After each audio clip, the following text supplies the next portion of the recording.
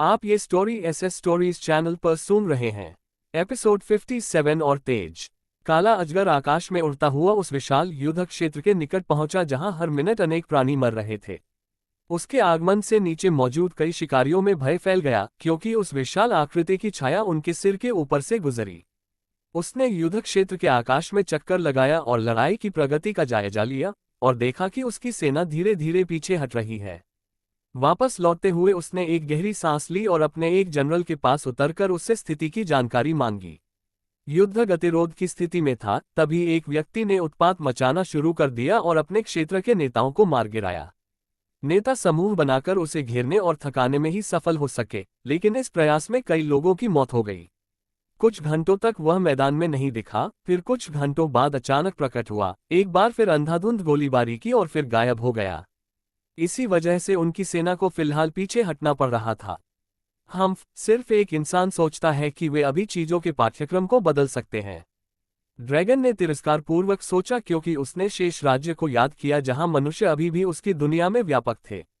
राज्य उन कुछ लोगों में से एक था जो अभी भी विरोध कर रहे थे, लेकिन बाकी सभी की तरह जो समर्पण करते थे, वे समय पर गिर जाएंगे।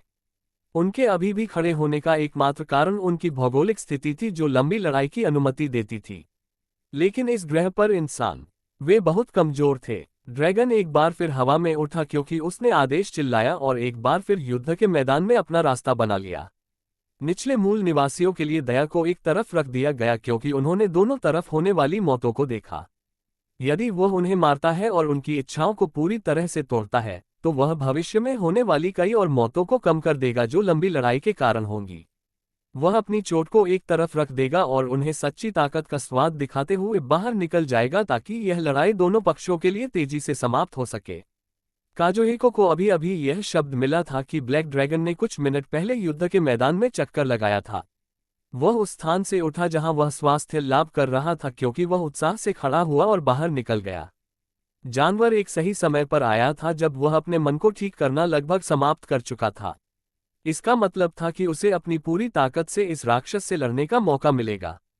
उसका उत्साहित शरीर युद्ध के मैदान के सामने चला गया, क्योंकि उसका कटाना बाहर निकाला गया था। उसने लड़ाइयों के संकटों और चीखों को सुना, क्योंकि उसका खून पंप हो रहा था, और उसने आसमान की ओर देखा। वे स्पष्ट और नीले रंग के थे। शाम ढलने के साथ प्रकाश कम हो रहा था। उसके ब्लेड ने किसी भी जानवर को काट दिया, क्योंकि वह आकाश में अपना ध्यान केंद्रित रखता था, बड़े जानवर की आकृति के खुद को दिखाने की उम्मीद से इंतजार कर रहा था। उसने बहुत देर तक इंतजार नहीं किया, क्योंकि एक राजसी जानवर आसमान में दिखाई दिया। उसके चौड़े पंख एक गर्जना के रूप में फैले हुए थे, जो उसके खतरनाक जबड़े से बच गए थे। इसके नीचे की जमीन व्यस्त हो गई, क्योंकि इसकी सेनाएं मजबूत हो गईं और कड़ी लड़ाई लड़ी गई। ये नज़ारा देखकर काजुहिको उत्साहित हो गया और उसका शरीर सामान्य आकार से दोगुना फूलने लगा।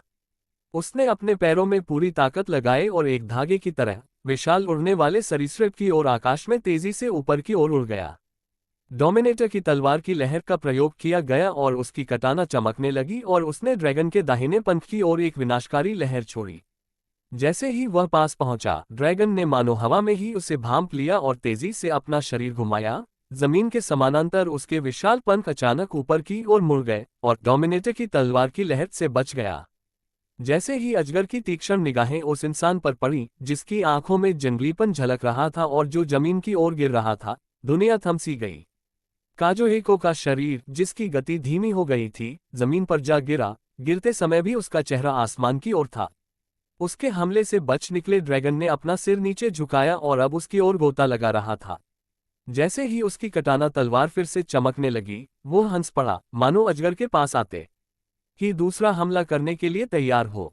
लेकिन अजगर का हमला समय से पहले ही रुक गया, क्योंकि उसके पंख फैल गए और वह हवा में तैरने लगा। उसके चौड़े जबड़े खुल गए।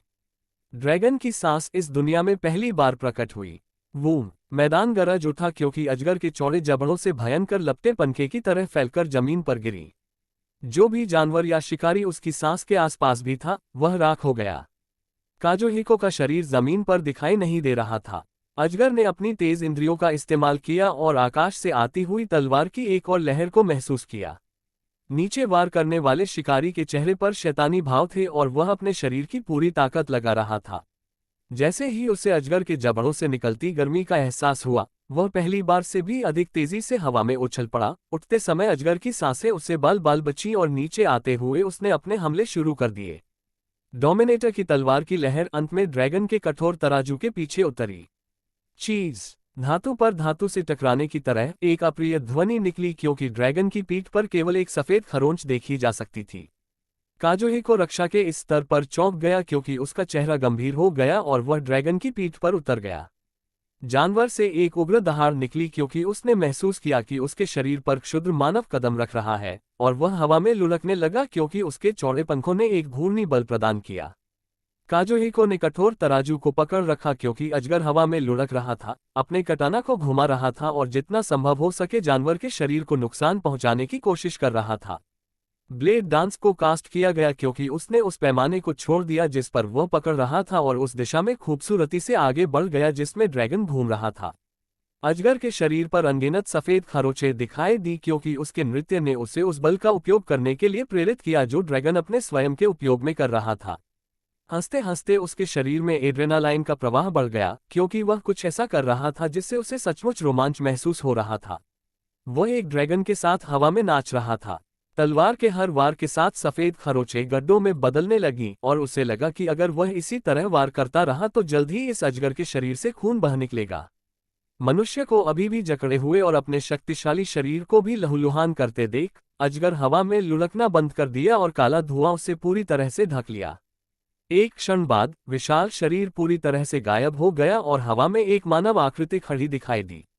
उतावला मानव रूप धारण किए हुए अजगर ने गूढ़ ऊर्जा हेरफेर का प्रयोग करते हुए जोर से चीख मारी, जिससे हवा में एक पारदर्शी मक्खी मारने वाला यंत्र बना और वह चौंके हुए काजुहिको के शरीर से टकरा गया। थप्पड़ तेज रफ्तार गोली की तरह शिकारी का शरीर एक सेकंड से भी कम समय में जमीन पर जा गिरा। टक्कर इतनी भयानक थी कि डार्क स्वॉर्ड और ड्रैगन के बीच लड़ाई देख रहे कई शिकारियों की उम्मीदें टूट गई। मानव रूप धारण किए हुए वह दानव आकाश में भव्यता से खड़ा था और उसने अपनी क्षमता का पुनः प्रयोग किया। इस बार उसने एक चौड़ा पारदर्शी नुकीला भाला बनाया जो उस बेलगाम शिकारी की ओर तेजी से नीचे आया। काजुहिको जमीन पर लेटा हुआ था। उसे महसूस हो रहा था कि उसकी कुछ हड्डियां टूट गई हैं, क्योंकि उसने देखा कि एक विशाल भाला उसकी पूरी दृष्टि को घेरे हुए है। तो असल में वह इस राक्षस के सामने टिकने के लिए काफी मजबूत नहीं था। उसके चेहरे पर एक शैतानी मुस्कान लौट आए और खून से लथपथ मुंह से दर्द भरी हंसी निकली। यह एक अच्छी लड़ाई थी। अगर वह कमजोर था और उसकी मौत तय थी, तो वह इसका डटकर सामना करेगा। जैसे ही विशाल पारदर्शी भाला नीचे आया, खून से सनी हंसी गूंज उठी। रैंक ए के शिकारी और उनसे निचले रैंक के शिकारी जले हुए इलाके में घुस आए और अपने कौशल का प्रदर्शन करते हुए भाले की ओर निशाना साधकर उसकी गति को धीमा करने लगे। चारों ओर निराशा की गंध फैल गई। भाला तेजी से नीचे गिरा और हरे रंग की एक चमक दिखाई दी, जिसने मौत का सामना करने वाले उस आदमी की हंसी को दब दिया। एपिसोड 58/1। मेरे सामने का दृश्य इतना गंदा था कि मैं इसका वर्णन करना भी शुरू नहीं कर सका। मेरे विचार में आने वाला युद्ध का मैदान 10 गुना अधिक घातक था जितना कि मैं अभी अभी भागा था। मेरे साथ पूरा आधा दिन मेरे पहले सम्मन के ऊपर आसमान में तेजी से दौड़ते हुए बिताया गया। सम्मन वास्तव में बहुत अच्छा था, क्योंकि यह पिछले 12 घंटों में बिल्कुल भी नहीं थका था। ये सही है, 12 घंटे मैं आसमान में जानवर की सवारी कर रहा था। मेरे शरीर का हर हिस्सा थका हुआ और तंग महसूस कर रहा था। मैं पूरे साम्राज्य से गुजरा और 4 घंटे से अधिक समय पहले दोनों देशों के बीच की सीमा में प्रवेश किया। उसके बाद मैं संयुक्त संघ में नई भूमि से गुजरा। वे केवल धुंधली रेखाएं थीं जिनके पास से मैं गुजरता था, इसलिए मुझे किसी भी नए स्थलों का आनंद लेने या ये देखने का मौका नहीं मिला कि यहाँ के लोग कैसे रह रहे थे। मैंने हर घंटे के बाद केवल ये जांचने के लिए अपना फोन निकाला कि मैं निर्देशांक के कितना करीब था। इन 2 नए रैंकैस कौशल सीखने के बाद मैंने आत्मविश्वास का एक और स्तर हासिल किया था, विशेष रूप से ये सम्मन कि मुझे अभी तक इसकी ताकत की सीमा पूरी तरह से नहीं पता था।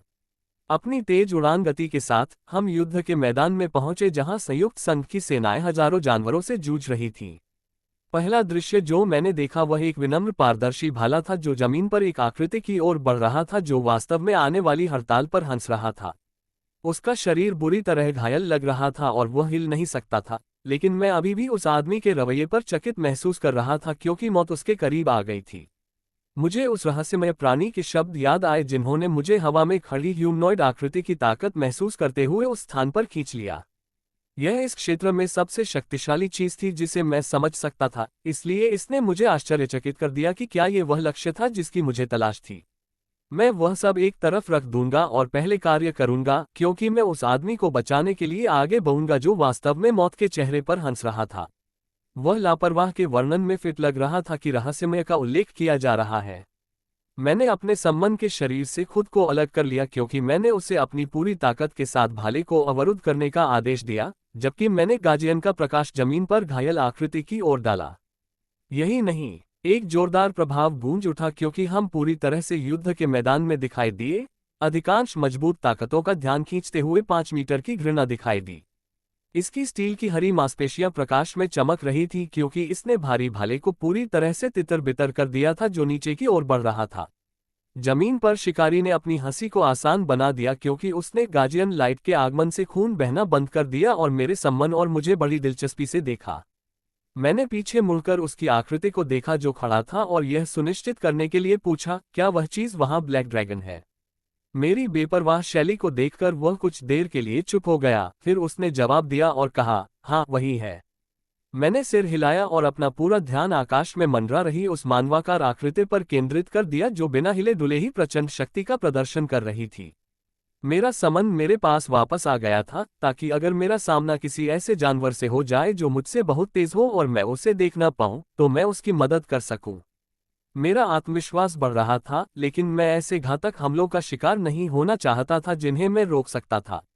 आकाश में देने वाली आकृति ने मुझसे बात करते हुए मेरी ओर देखा। तुम में से ज्यादा लोग तिलचिट्टों की तरह बाहर निकल रहे हैं। ये कहते समय उसके चेहरे पर भयंकर क्रोध था और मैं सोचने लगा कि नीचे खड़े उस आदमी ने ऐसा क्या किया था जिससे वह जानवर इतना क्रोधित हो गया। हाँ, इसके लिए मुझे खेद है। मेरा उद्देश्य किसी को बचाना और एक ड्रैगन के उत्पात को रोकना था, और ऐसा लगता है कि मैंने एक उद्देश्य पूरा कर लिया है और अब मुझे दूसरे की ओर बढ़ना होगा। मेरी बातों से मानो उसे गहरा आघात लगा हो, इसलिए सन्नाटा छा गया। मानवाकार आकृति ने कोई प्रतिक्रिया नहीं दी और एक कौशल का प्रयोग करते हुए हवा में कई पारदर्शी हथियार प्रकट होने लगे। हथियार भाले, तलवारें, हथौड़ों और यहां तक कि फ्लाई स्वेटर्स। वे तब तक बनते रहे जब तक कि उन्होंने आकाश को अवरुद्ध नहीं कर दिया। मैं इस प्रकार के कौशल से चकित था क्योंकि मैंने अपने सम्मन को एक आदेश भेजा और आसपास के शिकारियों की ओर युद्धरोना का इस्तेमाल किया। तुरंत इस क्षेत्र से दूर चले जाओ या आप अपना जीवन खो सकते हैं। मेरी आवाज पूरे क्षेत्र में गड़गड़ाहट कर रही थी क्योंकि शिकारी आकाश में दिखाई देने वाले कई बड़े हथियारों को देखकर दूर हो गए थे। मेरे उग्र घृणित ने अपने पंख चौड़े फैलाए क्योंकि वह गायब हो गया और ड्रैगन की ओर उड़ गया। जैसे ही वह करीब आया, उसमें से एक हानिकारक विस्फोट हुआ जिससे पारदर्शी हथियार हरे रंग में मर गए।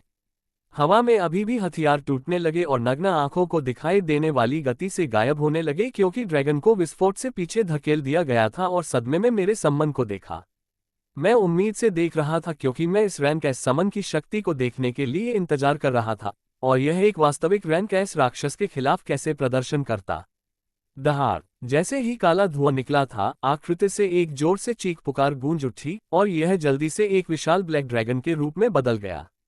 मैंने इस आकृति को विस्मय से देखा क्योंकि विषाणुजनित घृणा का नुकीला हाथ करीब आया और उसमें टूट गया, जिससे आकृति जमीन की ओर धकेल दी गई। ये वास्तव में एक जानवर था जो दूसरे स्तर पर था, क्योंकि उग्र हवाओं के उड़ने से पहले ये थोड़ी देर के लिए नीचे गिर गया और यह आसमान में सम्मन की ओर बढ़ गया। इसके चौड़े जबड़े आग की लपटों के एक जेट के रूप में खुले और आकाश को लाल रंग में रंग दिया। तेज प्रहार सीधे विषाणुजनित घृणा को प्रभावित करता था। जब आग की लपटें समाप्त हो गईं, तो आकाश में सम्मन के पंख फट गए थे, लेकिन फिर भी हमेशा की तरह जीवंत थे। पंखों के समर्थन के बिना ये तब तक गिरना शुरू हो गया जब तक कि यह जमीन में नहीं गिर गया। हवा में ड्रैगन की ओर एक चीख पुकार जारी की क्योंकि इसके चारों ओर हानिकारक गैस फूट पड़ी। एक रैनकैस जानवर के हमले की अत्यधिक गर्मी का सामना करते हुए सम्मन को देखकर मेरे चेहरे पर एक मुस्कान खिल गई।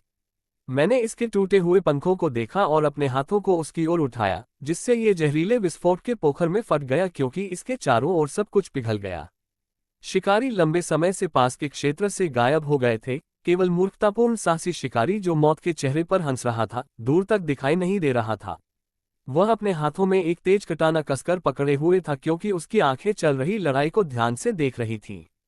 जैसे ही जमीन पर विषाणुजनित घृणा में विस्फोट हुआ, आसमान में एक मेलाकाइट रूनिक शकल दिखाई दिया क्योंकि मैंने एक बार फिर समन विरुलेंट एबोमिनेशन डाला। एक सेकंड के रूप में एक नया जानवर रूनिक शकल से दिखाई दिया, इसके चौड़े बल्ले के पंख और बड़े हरे रंग के शरीर को नए के रूप में अच्छा किया।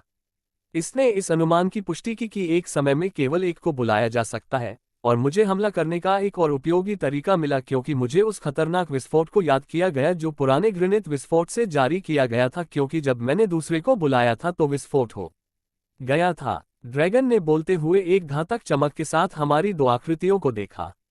मैंने आप मूर्खा के साथ काफी लंबे समय तक खेला है।